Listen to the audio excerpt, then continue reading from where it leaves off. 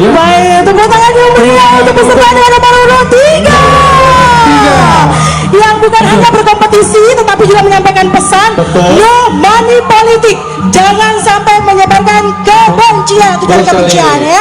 Baik, dan dapat kami ingatkan kembali kepada seluruh peserta yang selanjutnya 4 sampai dengan yang terakhir bahwa waktu yang diberikan oleh panitia adalah 15 menit lagi. Jangan sampai lebih karena kalau lebih itu akan mempengaruhi penilaian yang pastinya ya. Bisa pengurangan nilai juga. Betul, oleh karena itu untuk dapat ditepati oleh seluruh peserta dari seluruh grup ataupun juga sekehe Gendang Play Kabupaten Lombok Timur untuk mentaati peraturan ini bahwa waktu yang diberikan hanya 15 menit. Baik. Dan satu lagi Mbak, nanti 1 menit terakhir kita akan memberikan kode.